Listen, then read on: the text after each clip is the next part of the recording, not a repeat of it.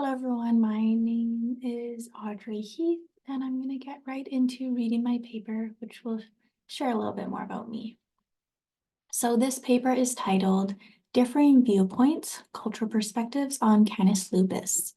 I originally wrote this paper for instructor Robert Bandringa's Indigenous Studies 333 course, Indigenous Ethnozoology. The assignment asked students to explore the zoology and ethnozoology of a chosen animal.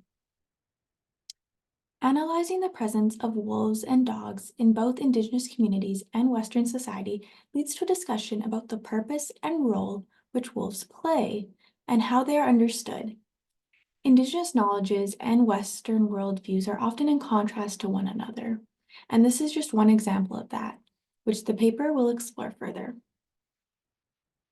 In Squamish teachings, the wolf is a symbol of leadership, loyalty, and independence, and serves as an important leader in Indigenous communities. This analysis will be specific to Canis lupus, commonly known in English as the gray wolf, or in the Gitxsan language as gibu. The relationship between Canis lupus and Homo sapiens has varied over time and is contingent on cultural norms. Exploring the opposing views of Western perspectives and Indigenous oral histories will reflect the purpose, significance, and understanding of Canis lupus across Turtle Island. Turtle Island is a term for North America, which comes from an Anishinaabe creation story. So, primarily focusing on the relationship between wolves and Indigenous peoples recognizes the change over time and differences based on which community they are from. This analysis explores a further discussion of Canis lupus familiaris, known as the dog, or in the Gitxsan language as us. Therefore, this paper will examine Canis lupus as well as its subspecies, Canis lupus familiaris, how their species is viewed in Western society, interacted with, and continue to interact with Indigenous peoples, and their purpose within Indigenous societies. So I would like to begin by positioning myself as a researcher, recognizing my privileges and lived experiences, and how that provides personal insight into my work. My name is Audrey Heath, and my family comes from the Gitxsan Nation, as well as having various European roots. I recognize that growing up in Canada, which is an inherently colonial society, has had a large influence on my life and views, inclusive of both the people I'm surrounded by and the ideals I was brought up with at home and was taught in school. I've been fortunate to live as an uninvited guest on the unceded and traditional territories of the Kwee-Kwitlam, Tsleil-Waututh, Stolo, Kikite, and Chemainus peoples. Currently, I am a student in the Simon Fraser University School of Communication and Indigenous Studies Department, as well as a staff member at the Simon Fraser University Indigenous Student Center. Indigenous Studies is more than just learning about the first peoples on this land. As someone who grew up removed from my culture, it is fascinating to be able to read these narratives and feel connected to the story. And for myself to learn about my family and where I come from in order to support me in reconnecting with my culture. As my family comes from the Gitxsan Nation in northern BC, and we are part of the Lax Gibu, or Wolf Clan, I've always held the symbol of the wolf close to my heart, but did not know much about them or the history and their relationship with Indigenous peoples. Therefore, I chose the topic of Canis lupus and identifying the importance of wolves in Indigenous cultures as teachers and hunters. I look forward to learning more and recognize that as a researcher, it is important to acknowledge my own influences, as well as show respect for the knowledge and culture being shared. All these aspects contribute to the person I am today and influences my personal views and values on the topic. So let's start off with the zoology. Native to North America, the gray wolf, we've established Canis lupus, is a vertebrate species from the Canidae family and Carnivora order. As of April 2016, the global conservation status of Canis lupus is G5, which means it is demonstrably widespread, abundant, and secure. The gray wolf is the largest of the Canidae family, with the average size of a gray wolf being 37 kilograms for females and 45 kilograms for males. It is a social animal who forms packs similar to a nuclear family. These packs are led by the alpha male and beta female, which lead about 9 other wolves, as packs greater in size than this number have the potential to put a large strain on resources. As the alpha and beta are the only ones allowed to mate in the pack, they produce a litter of 1 to 14 pups every year. After 2 months, these pups start to learn how to become a wolf. At 8 months, they are able to join the hunt, and in 2 to 3 years become adults. Once matured, they will leave their pack and either become a lone wolf, join another pack, or even start their own pack. As explained by Dr. Reimer, the wolf is a slender animal, but strong and powerfully built with a bite of 1,500 psi. With a high endurance and large lung capacity, they are great runners who can masterfully navigate varied terrain. Their habitats may include open tundra, deep forests, or prairies, as they are very adaptable to their environment. Wolves' diets can vary depending on their habitat and the season. For example, gray wolves living on the coast have been found to eat salmon. Nevertheless, wolves need to consume 3 to 10 pounds of meat daily to maintain a healthy diet, and are found to only hunt humans for survival if they are starving. Wolves do not have the instinct to hunt humans, and that is a fact that settlers were not and still do not seem to fully understand. So let's talk a bit about the Western perspective. Since colonization, the wolf population has varied due to human involvement and also differs by location. When colonization began, colonizers viewed wolves as a threat due to their lack of knowledge and therefore systematically eradicated the wolf. In actuality, it is rare for a wolf to be a threat to humans, but can sometimes threaten livestock populations. Wolves are a keystone species which support the continuance of an ecosystem, but today their population has been reduced by 80% to 70,000 across northern Turtle Island. There's a very inconsistent wildlife management structure put in place because in some states wolves are being reintroduced to the land and in others they are being hunted. These changes not only impact the wolf but affect all other species present in their ecosystem. The first example that demonstrates this is the Fish and Game Department in Idaho, which holds secret wolf hunts every year, recently shooting and killing 23 wolves by helicopter. This hunt is conducted due to the idea that wolves are killing livestock and the elk population.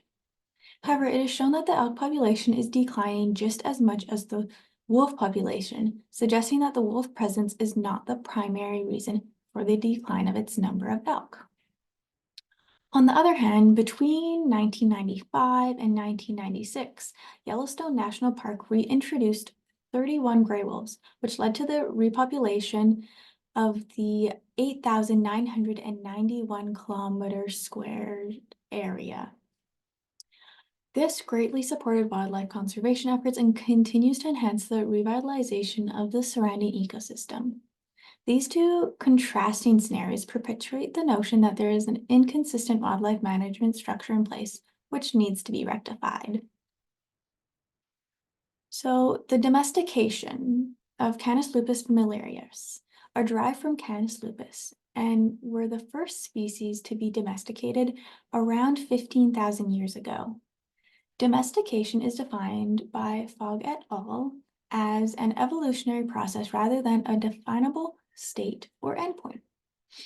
Within Indigenous oral histories, wolves and dogs are sometimes seen as interchangeable due to their similarities. However, over time and within various cultures, these animals have evolved and seemingly identifiable traits have shifted. There are only slight differences between wolves, socialized wolves, and domestic dogs. And Canis lupus has now become the most diverse mammal within a single taxonomic unit on the planet. Dog breeds today vary considerably in size, shape, color, behavior, ability, and more, and for the most part, these breeds are only 300 to 500 years old. Moreover, Maury explains that the wide variation of dog breeds recognized today as a result of selective breeding, or they are a result of selective breeding. Dogs are more than just pets. They take on tasks including helping with hunting, work, herding, and protection. The following oral histories provide context to how wolves and subsequently dogs support their communities in these ways. So now let's look at the relationship with Indigenous peoples. There are numerous accounts in Indigenous oral histories across Turtle Island which present wolves as respected, knowledgeable members of society.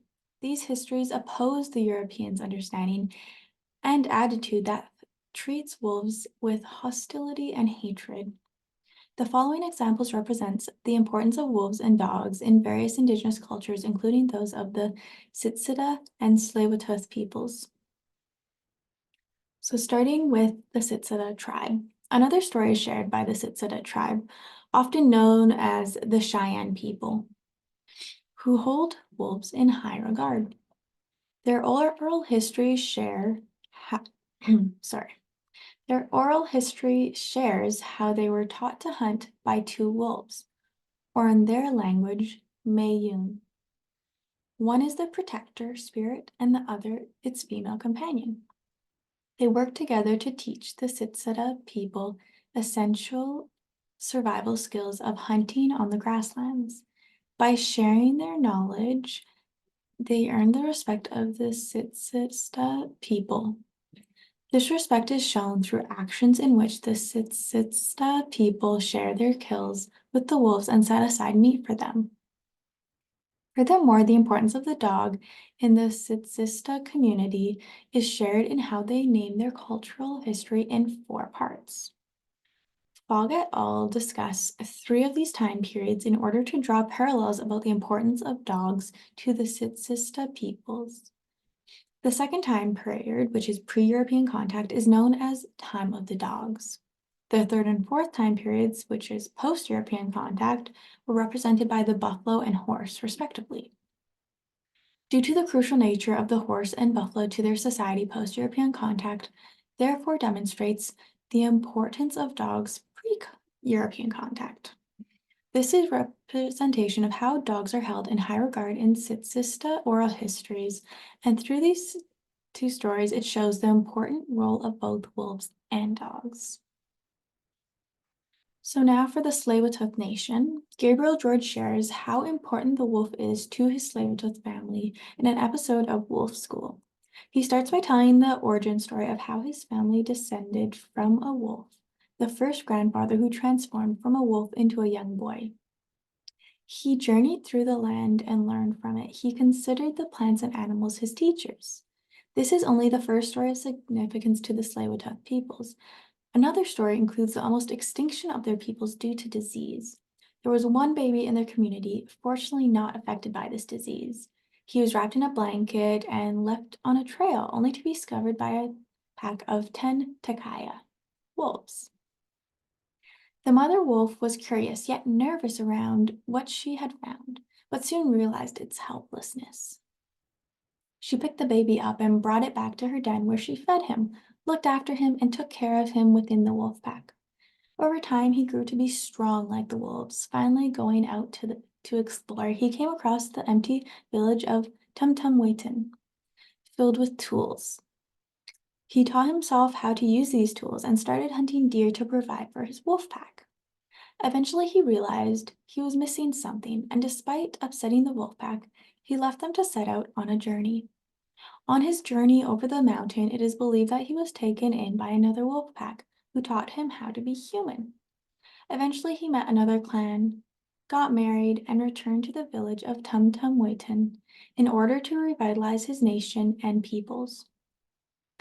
In their nation, they hold great respect for the wolf and are grateful for how they have helped their community to survive. I originally had one more example from the Squamish Nation, but due to intellectual property rights, I'm unable to share that today. But just highlighting that these are not the only examples of the importance of wolves and dogs in Indigenous communities. So to conclude, Indigenous stories and perspectives are valuable to the historical context and current understanding of wolves in society and how that influences today's views on both wolves and dogs throughout the domestication process. Today, Canis lupus are viewed in society in two opposing perspectives.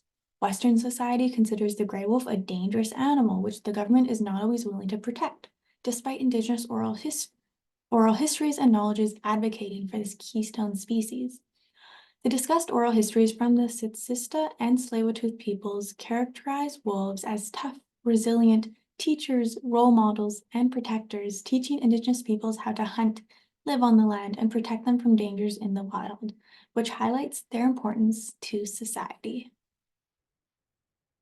That's the end of my paper. Thank you all for listening, and I hope you enjoyed.